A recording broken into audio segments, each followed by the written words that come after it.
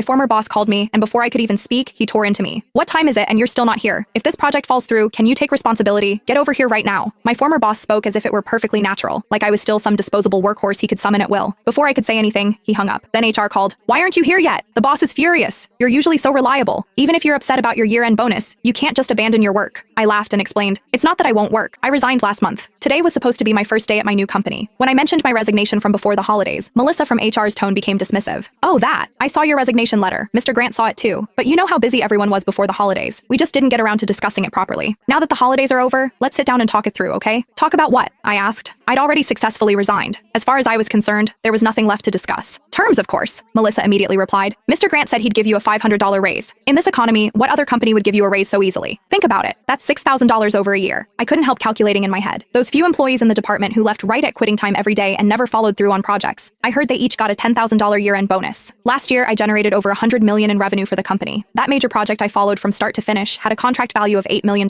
I did the work of 3 people alone, had the most overtime hours in the department, and didn't take a single sick day. But at the annual meeting when they handed out the Outstanding Employee Awards, all the projects I'd signed became Claire's. She got a $50,000 bonus plus the latest smartphone. My year-end bonus was $250. Just thinking about it felt absurd. I wanted an answer. Melissa, why was my year-end bonus $250? Silence on the other end for a few seconds. Sophia, you have to understand. The company has its policies. She chose her words carefully. Even though you do a lot of work, sometimes you're too rigid. You don't focus enough on teamwork. You rarely attend team-building activities, and you don't communicate much with colleagues. Year-end bonuses naturally have to consider overall performance. I laughed bitterly. I remembered last year's company team building, a weekend mountain hike. I didn't go because I had to work overtime. Friday night dinner, I didn't go because I had to rush a proposal. And that time the department went to karaoke. I declined because I had a client meeting the next day and couldn't afford to be careless. Every time I skipped a department gathering, it was to do better work. And now they were using that against me? What about everyone else? What were they doing when I wasn't there? Drinking, singing, taking group photos, posting on social media. The captions were always, "We're family, best team ever." So that's what overall performance meant. Are there other reasons? I asked. Melissa thought for a moment, then lowered her voice. Also, Mr. Grant said that last year you had a few projects where,